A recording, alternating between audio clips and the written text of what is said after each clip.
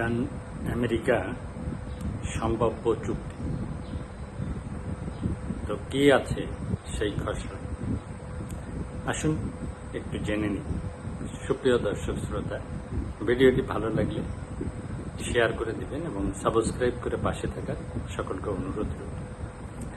2026 সালের জুন মাসে যুক্তরাষ্ট্র ইরানের মধ্যে একটি খসড়া সমঝোতা নিয়ে আলোচনা চূড়ান্ত পর্যায়ে পৌঁছেছে।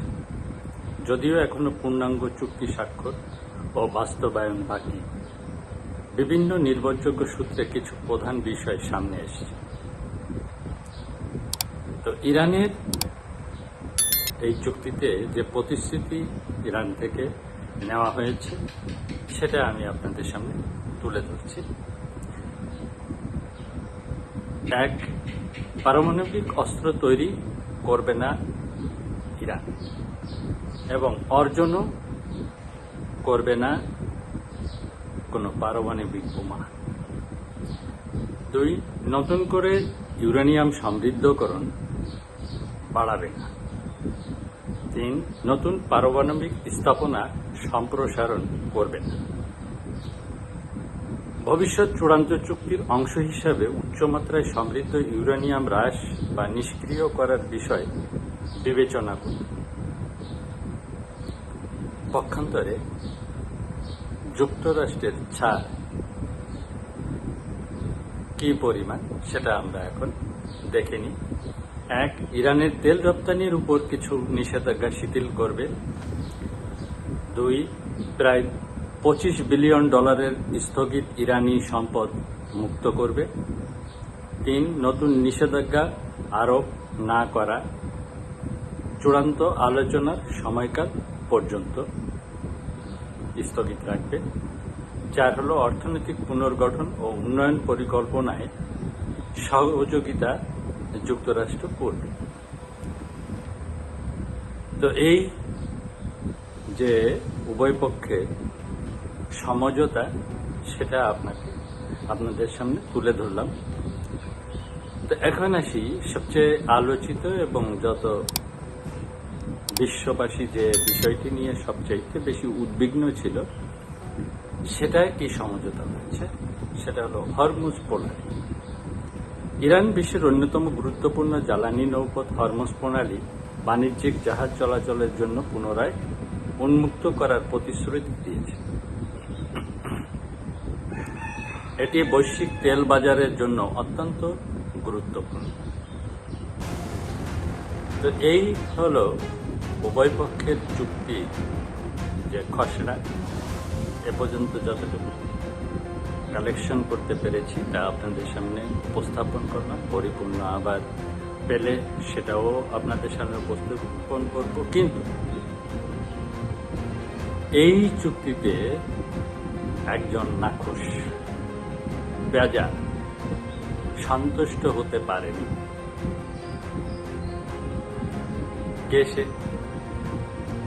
সেটা হলো ইসরায়েল এর নেতানিয়াহু। তো ইসরায়েল এই আলোচনার সবচেয়ে সন্দেহপ্রবণ পক্ষ। ইসরায়েলের মূল উদ্দেশ্য ছিল হলো শুধু পারমাণবিক অস্ত্র নয়, পুরো পারমাণবিক অবকাঠামো।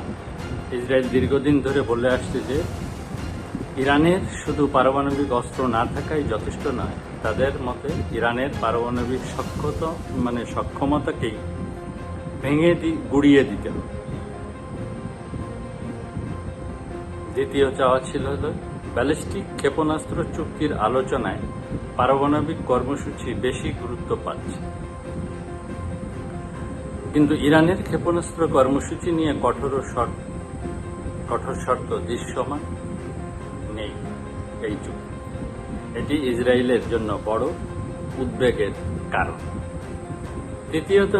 তৃতীয় যে চাওয়া, আঞ্চলিক মিত্র গোষ্ঠী ইসরায়েল চায় ইরানের আঞ্চলিক প্রক্সি নেটওয়ার্ক ও সামরিক প্রভাবও সীমাবদ্ধ করা হোক। তাদের আশঙ্কা, পারমাণবিক ইস্যুতে সমঝোতা হলেও আঞ্চলিক শক্তি হিসাবে ইরান আরও শক্তিশালী হতে পারে।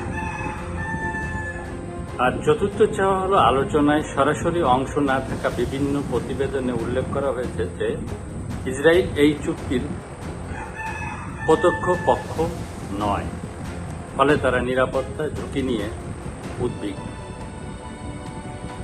তো এই যে আমেরিকা, ইরান এবং ইসরায়েলের সার্বিক চিত্রটা আপনাদের তুলে ধরলাম। তো এই বিষয়ে যে বিশ্লেষণটা আসে সেটা আমি আপনাদের সামনে এখন তুলে ধরছি। আমেরিকার লাভ: মধ্যপ্রাচ্য যুদ্ধের ব্যয় কমবে, হরমুজ প্রণালী খুলে গেলে বিশ্ববাজারে জ্বালানি স্থিতিশীল হবে, ইরানের পারমাণবিক কর্মসূচির উপর আন্তর্জাতিক নজরদারি প্রতিষ্ঠা করা সহজ হবে। আর ইরানের লাভ হলো অর্থনৈতিক নিষেধাজ্ঞা আংশিক শিথিল হতে পারে, স্থগিত সম্পদ ফেরত পাওয়ার সম্ভাবনা ফিরে পাবে, যুদ্ধ পরবর্তী পুনর্গঠনের সুযোগ পাবে। আর ইসরায়েলের আশঙ্কা হলো ইরান অর্থনৈতিকভাবে পুনর্জীবিত হবে, পারমাণবিক অবকাঠামো পুরোপুরি ধ্বংস না হলে ভবিষ্যতে পুনরায় কর্মসূচি সম্প্রসারণের সুযোগ থাকতে পারে। যুক্তরাষ্ট্র ও ইরানের সম্পর্ক স্বাভাবিক হলে ইসরায়েলের কৌশলগত প্রভাব তুলনামূলকভাবে আমেরিকার নিকট কমতে পারে। এটা হলো ইসরায়েলের আশঙ্কা। তো এই চুক্তি যদি বাস্তবায়িত হয় তবে এটি মধ্যপ্রাচ্যের গত এক দশকের সবচেয়ে গুরুত্বপূর্ণ ভূরাজনৈতিক সমঝোতাগুলোর মধ্যে একটি হতে পারে। যুক্তরাষ্ট্র চায় ইরানকে পারমাণবিক অস্ত্র থেকে দূরে রাখা, আর ইরান চায় অর্থনৈতিক অবরোধ থেকে বেরিয়ে আসা। কিন্তু ইসরায়েল এর দৃষ্টিতে প্রশ্নটি এখনো রয়ে গেছে, ইরান কি শুধু পারমাণবিক অস্ত্র ত্যাগ করছে নাকি ভবিষ্যতের পারমাণবিক সক্ষমতা? এই প্রশ্নের উত্তরই নির্ধারণ করবে চুক্তির দীর্ঘস্থায়ী শান্তির ভিত্তি নাকি সাময়িক যুদ্ধ বিরতি মাত্র। তো ধন্যবাদ। ভালো লাগলে ভিডিওটি শেয়ার করে দেবেন এবং সাবস্ক্রাইব করে পাশে থাকা অনুরোধ। মালিক ভরসা।